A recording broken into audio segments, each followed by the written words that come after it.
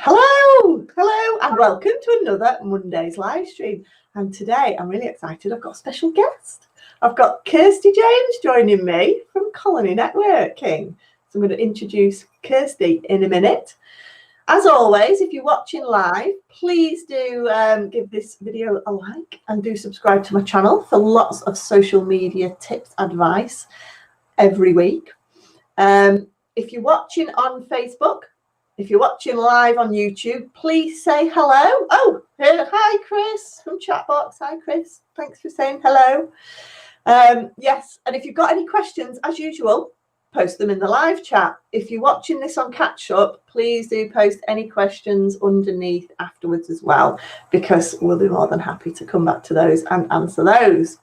So today we've got Kirsty, and we're all dressed up really nice and festive, aren't we? We are indeed. Hello. I've got my little elf outfit on for Gary from Belvoir. He's raising money for CAFT, the Children's Adventure Farm Trust. So we're all wearing elf outfits, and we're going to do a little shot with our elf hat at the end of the video as well, aren't we? To try and raise some more money for CAFT. Yep. Hi, Rebecca. Nice to see you.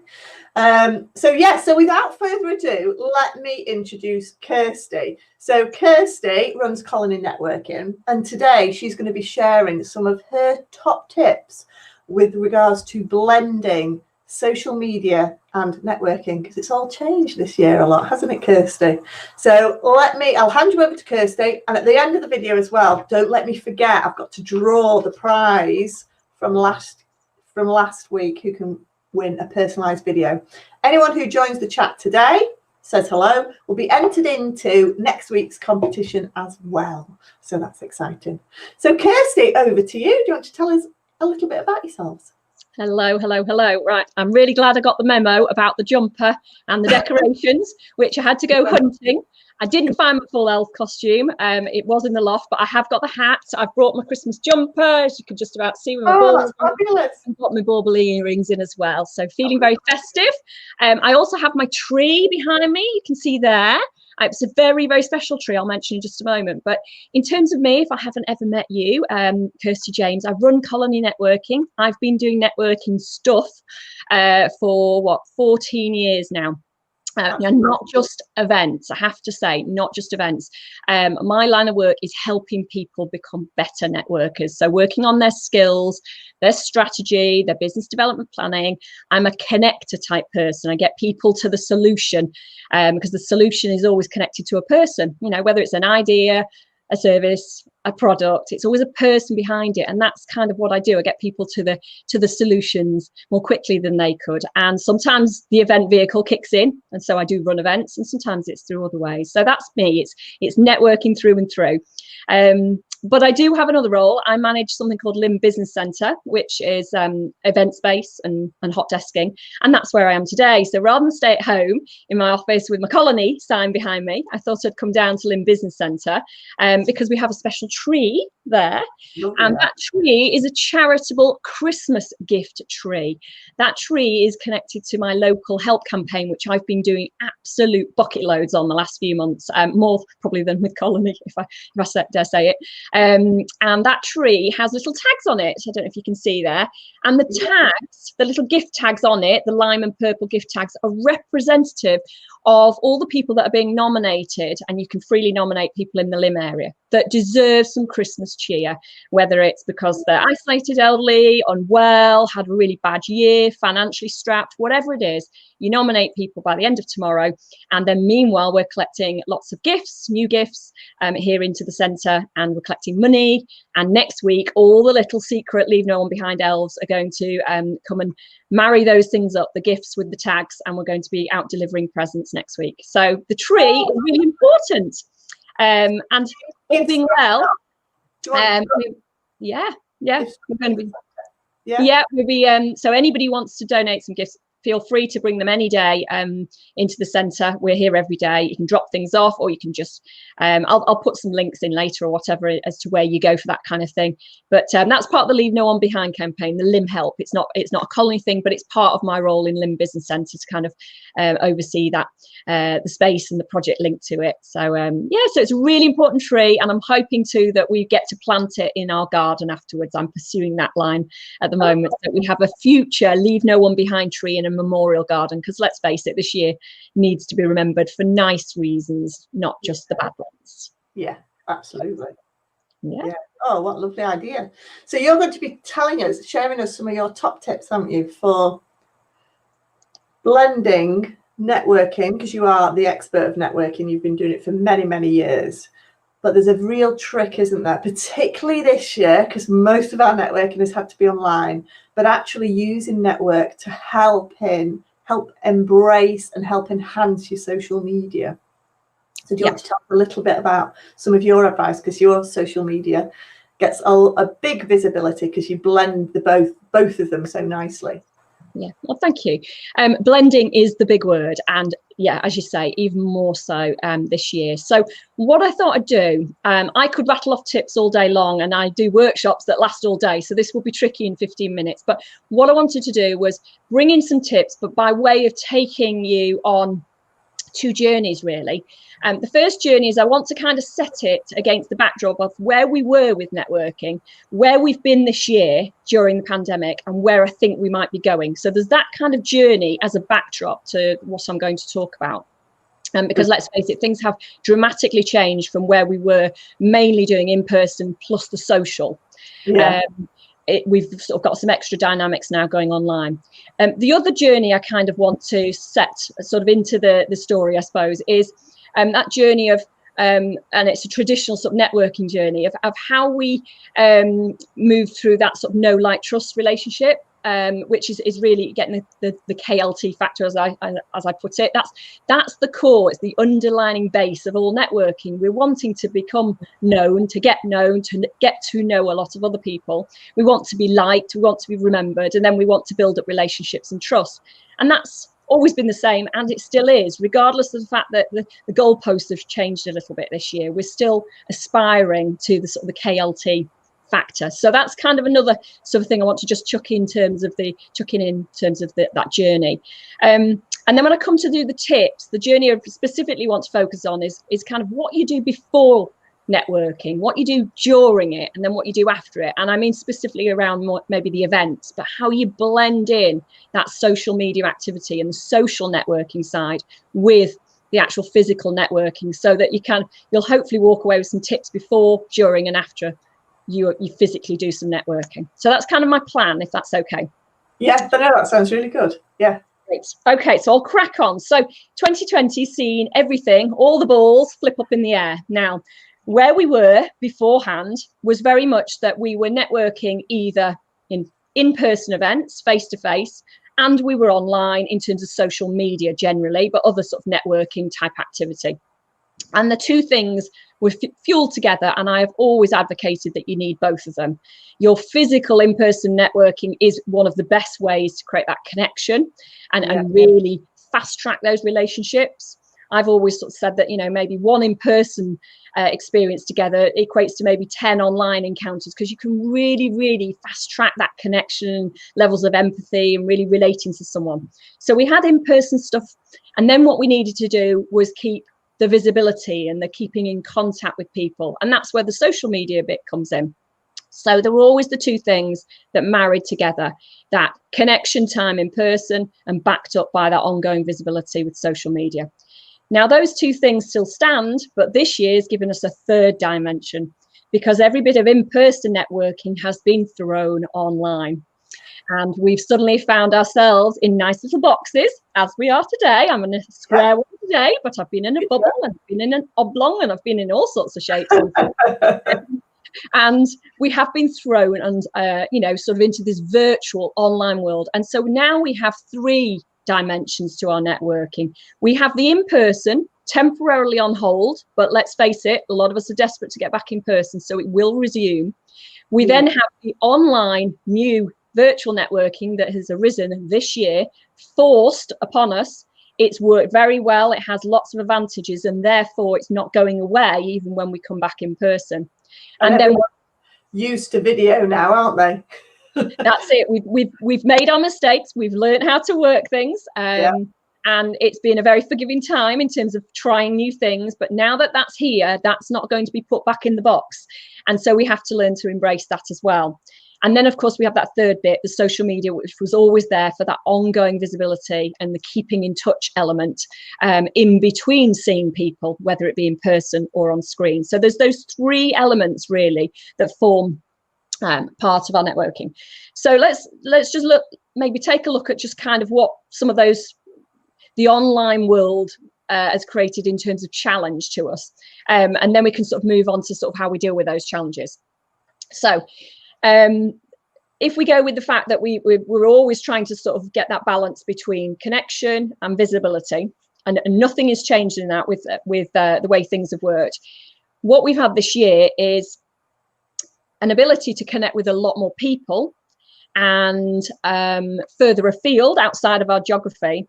But it's come with headaches at times in terms of the technology. So we've had this humongous technological sort of burst, haven't we? We've sort of rapidly upskilled and had to just learn on the job for some people. And got brave in front of the camera. And got brave and get on video, which I don't do loads of video, but I know I should do more. But I think beforehand, probably people were in the camp where they either preferred the in-person or they preferred the online. And they just made a choice between the two, and then they maybe dribble a little bit of the other and just did a little bit when they had to.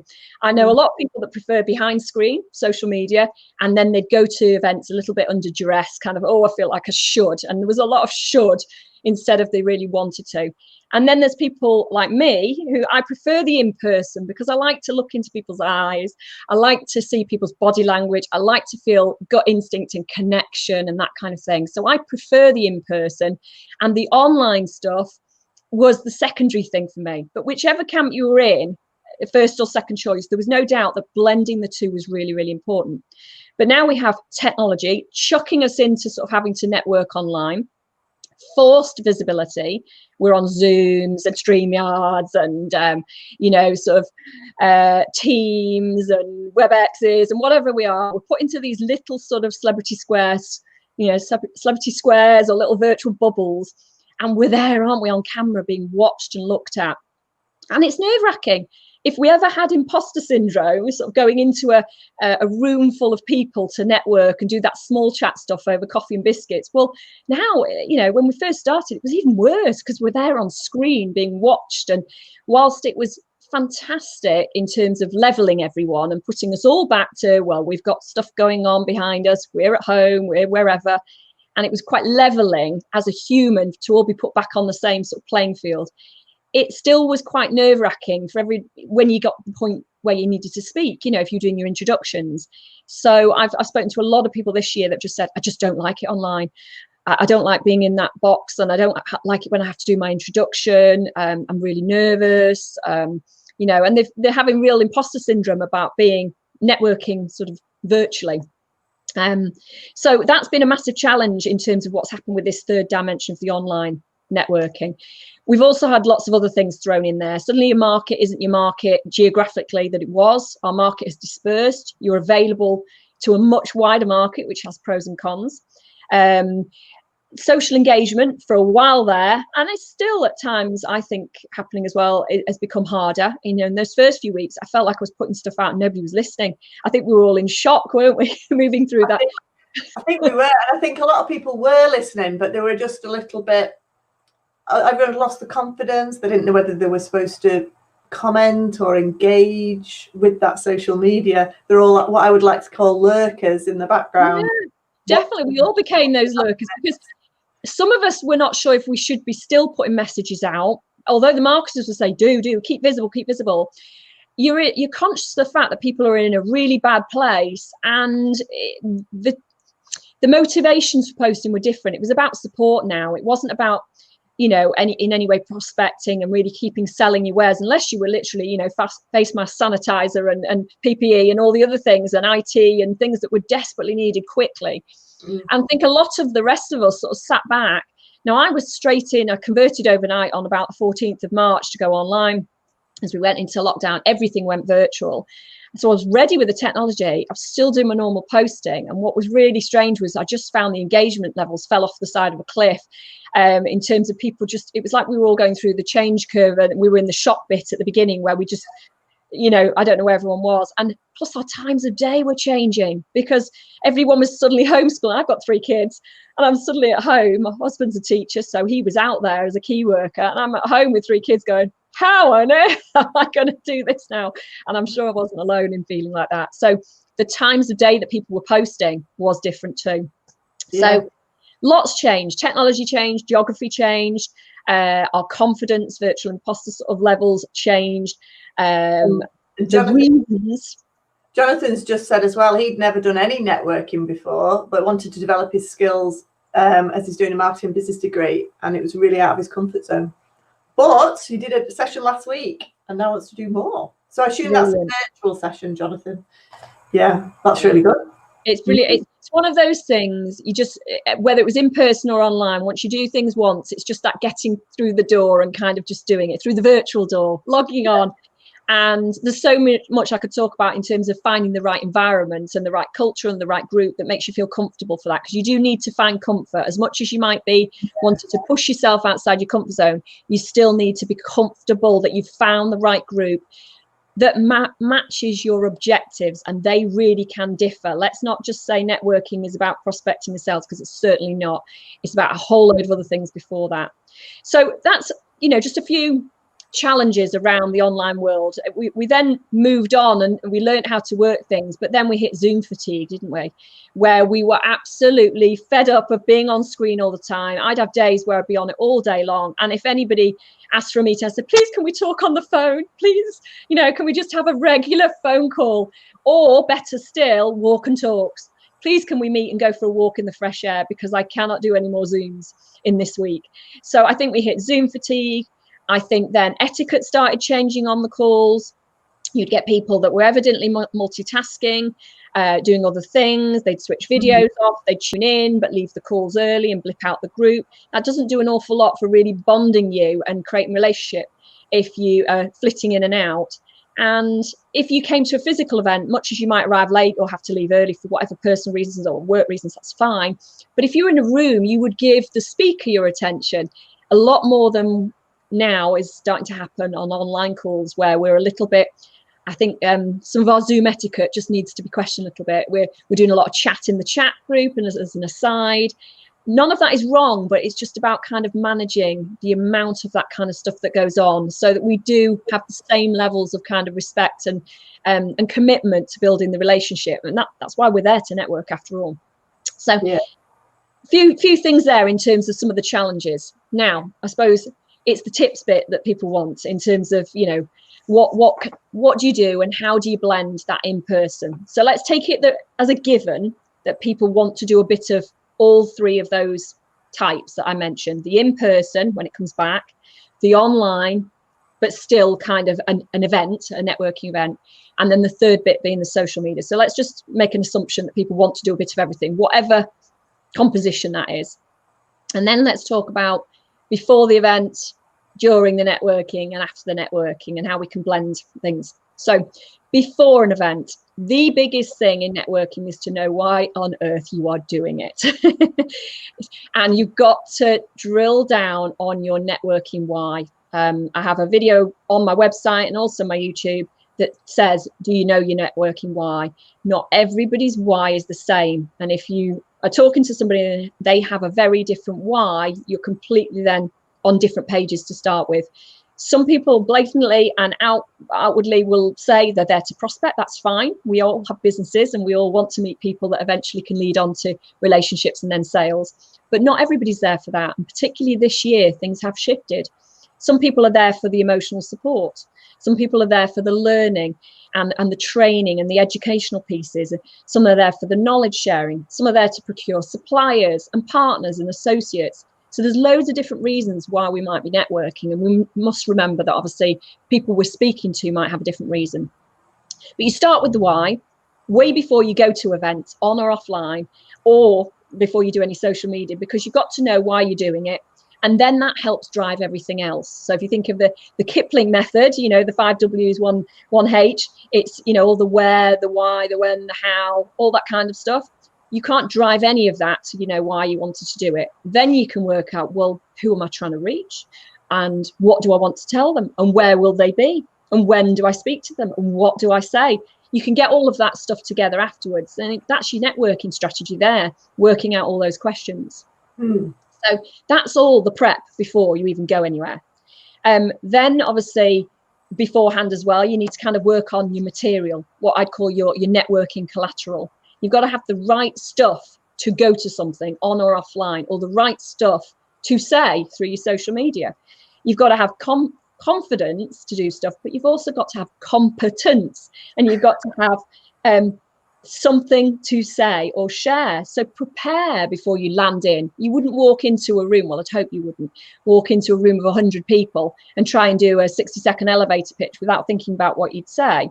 Same online, but people do land into things having not researched the group, the format, the way it will run, how long they'd speak for if they do speak, whether it's breakouts, one-to-ones, big group session. If you're staring at a window of, what do you get, 40 odd on a Zoom, but 3 pages of 40 people, and you're looking at them thinking, oh my word, what am I going to say?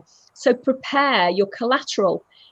In a physical event beforehand, we walked in knowing what we were going to say in our pitch or elevator pitch, and we had business cards in our hands. That has now migrated into not having the business cards, but a virtual kind of introduction. So you've probably been on an event where you get invited to put your intro in the chat.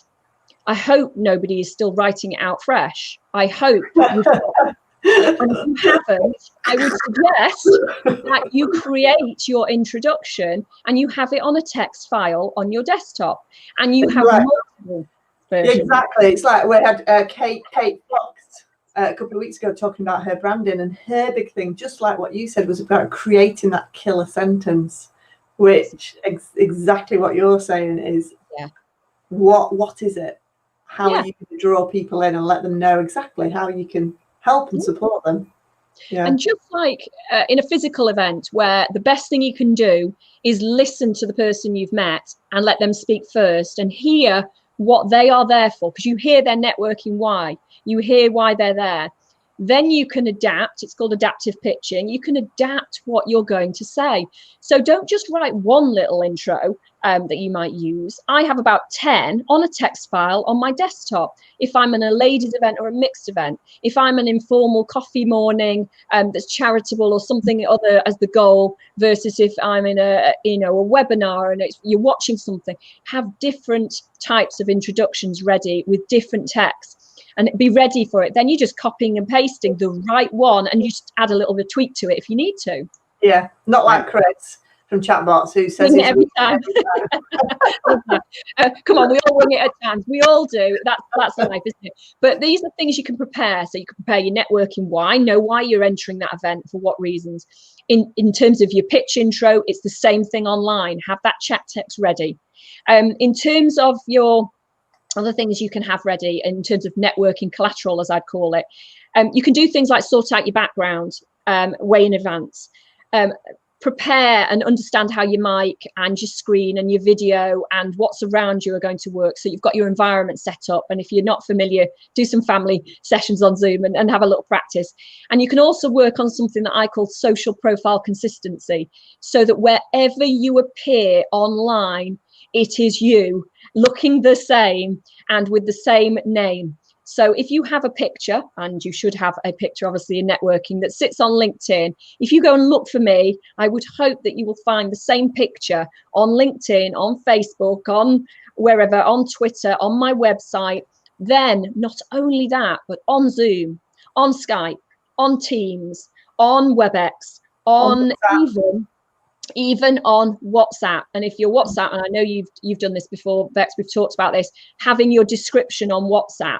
You might be using it for personal stuff most of the time, but that misses the point about networking, that if you love what you do for a living, it should breathe, it should come out all the time, even in personal circles. So have your name as it is. Don't join a call ever being, Betty Boo, or, you know, John Smith, if your name is not John Smith, or, you know, Mary's husband, or or little Jimmy, because you were on the quiz 2 nights ago, or Santa's elf, or, you know. Or anything funny that might be a bit rude and you forget you've left it on your WhatsApp. That one Exactly. Accidents do happen, but again, that's all about prep. Have your title. I have several business ventures I'm involved with so I need to make sure the title comes up with the right one, the backdrop comes up. That's all just prep. Everybody can do these things in advance, so it's all what I'd call networking collateral. And again, on the social profile consistency, I've got a 1-minute video on my website that goes through the kind of places to look to go and check that. The last thing on just prep before actually even starting to network, we're not even got to networking. Okay, we've got about 4 minutes left. Well, I'll go faster or I'll miss some stuff. But yeah, multiple versions. You've got to have lots of stories up your sleeves, lots of ways to relate to people. So make sure you've got multiple versions. Now let's come straight to the event then. Online or offline. The goal is to connect with people and be noticed and be remembered. Okay, let's not be, you know, Mrs. Vanilla or Mr. Vanilla walking into a room, and blokes, you know, when we're back in the physical room, please put something bright on. Just don't be a blur of black, grey and navy. You know, stick some coloured socks on her and a coloured tie or a coloured top, but let's stand out. And online, the same goes. You know, try to wear something bright. I know it sounds silly and superficial, but it lets you just stand out a little bit more. Try to have your backdrop if you can create one, brilliant. And when you come to speak, or you're on an event where maybe you don't introduce yourself, but you can interact, ask questions. The person that asked the questions during the event, everybody's looking at suddenly. They're looking at your name. Who's just asked that? So if you've got something sensible to say, ask a question, speak up. So do those kind of things during an event to be, you know, with that goal in mind, to be remembered.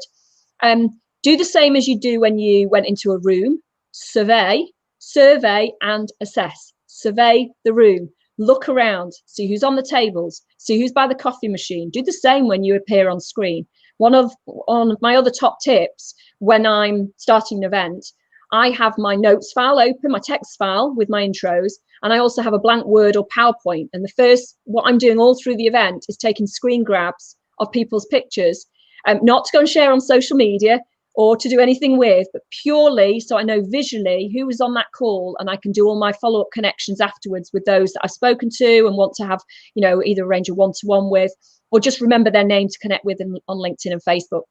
So screen grabs really important, and obviously that's about planning too, because you need to have your Zoom set up or whatever medium you're using on gallery view, have the right menus up to check people's names. So survey and assess the room is the same on screen as it was before. And then coming up to the follow-up sort of stage, the after event bit, just to whiz through those tips. Loads of things I could say on that, but the most important thing about networking is that you follow up. There's no point spending your time and money networking if you plan to do nothing with what you've done. If it was educational, fine, go and do something with the information if it was about learning. But if it was about connecting with folk, then do the follow-up. Now you can connect on your social media, connect on LinkedIn, Facebook, go and like their pages, follow them on Twitter, on Instagram. See if they want to get your newsletter. See if they are happy for you to be a future contact on your database for updates about whatever. Find out what they want from you. And then once you've got the permissions, do all those follow-ups. I've got probably 7 or 8 follow-up steps that I apply to contacts after an event. Make sure you value and protect those customers. You get the right permissions, but then also when you've started to build up that process of building up a CRM and lots of connections on LinkedIn, protect it, value it. I've got a 60-second video on that too. Back up your LinkedIn. If you're not doing your backups of your LinkedIn every so often, make sure you're doing that. Manage your contacts. Make sure you kind of know who you want to be connected to and why. I always talk about something called the onion analogy. It's the layers of the onion. Who's in the core? Who's your tribe? Who do you want to be following the most? Who are you going to really enjoy reading their content and connecting with and chatting to? Make sure you know your tribe. Make sure you're following the hashtags on social and that relate to your kind of work or that you want to have material of in your feed. Use social media to do the whole keeping in touch kind of process. If the life cycle of networking is KLT, know, like, trust, get to know, get to like, and then build up the strength of a relationship to trust them. You've got to keep in touch, not just forget to follow up.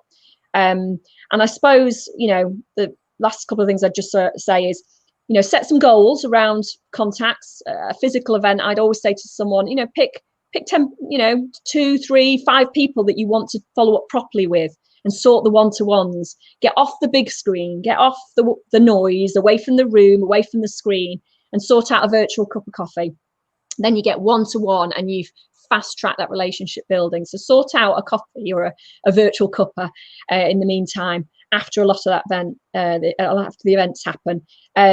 Do a lot of, keeping in touch with people, pay it forward. People love it if you tag them on something that related to something you talked about, and you said, oh, I just saw this and I was thinking about our conversation. People really appreciate the fact you've remembered them and remembered what you talked about, because people will always remember kind of how you make them feel. That's a Maya Angelou quote, rather than what you do. It's sort of how you make them feel, not what you do and say necessarily. But the follow-up is just the biggest bit. And I suppose if I was to encapsulate everything I've rambled on about at great speed there, I would say preparation and knowing stuff is really, really key. But to blend your networking, both in person, online, and social media, it's about those goals of developing connections and then nurturing them and keeping in touch with them. And social media fits in perfectly for doing that keeping in touch stage. It's the keeping in touch and keeping constant visibility, so that you're there, you're in somebody's mind and visible. Yeah, no, that's great. And Jonathan's asked, do you do any events about writing your networking introduction? I do. I have specific workshops that I run, or I do one-to-one work. So my events generally are as a group of people. We may at times during the year have a talk topic and a theme around introductions, and that might be just a short talk within a larger event. In terms of specifically working just on those introductions and other skills that I've touched on today and a whole load more, I then work one-to-one with people, and I also do small group workshops as well. So I've got loads of information on that I can send. There's loads of new stuff coming in the year in terms of the way people can engage, either just on the event level or on sort of bettering their networking sort of abilities and successes. So if people need more information or want some more help, how should they get in touch with you, Kirsty? So in terms of messages, I'm a bit more of a LinkedIn fan than any other platform, and more than email. So if you email, I might not get to read it properly until Friday on admin day. So if you need a message, LinkedIn messages, I clear those 3 times a day generally. I'll reply in order. So if you don't get an immediate reply, that's probably because there's a bit of a queue of people maybe wanting questions answered. But LinkedIn for quick messages and chat and connecting. In terms of knowing more about the events or know more about my direct services, you can go onto the website. It's in overhaul at the moment, so the events are all there, but all the things like the workshop and consultancy type support work, that's coming into the new year. So I can send you a pack on that, because I've got the packs, but they're not on the website just yet. That goes out in January. So email, LinkedIn message probably are the first 2 ways, in the website. And finally, Chris from Chatbox has said, very useful info. Thank you very much. And has anyone said you sound just like Carol Vorderman? Is your maths good as well? My maths is absolutely CRAP. I'm sorry. Yeah, that's really interesting. I have had what did I get once? What's her name? Davina thingy. I got one. Davina McCall. Oh, and I don't know why. I think it might have been nose profile from. I have no idea. I've had that once.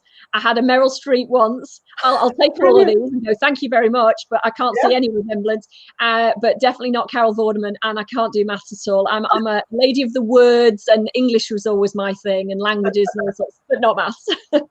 That's brilliant. Right, well, thank you so much, Kirsty. It's been really useful. What we're going to do now is, now you all know how to get in touch with Kirsty, I'm going to do the draw. So you can pick a name out, Kirsty. Right, I have to go this way into the box. Well, and hang on. Yep, there you go. I've got it. Pick a name out. We have, Dot.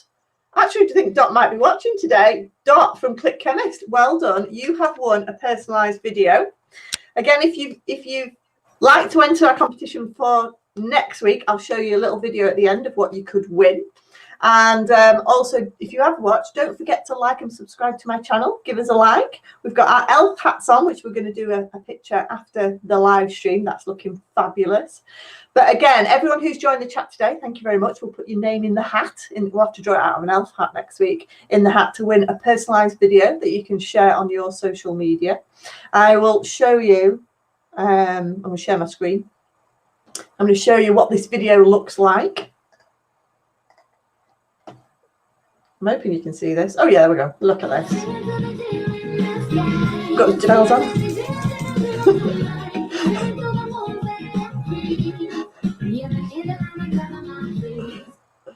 So if you would like a daft little personalised video, that's what we are going to be drawing out next week, live in the hat.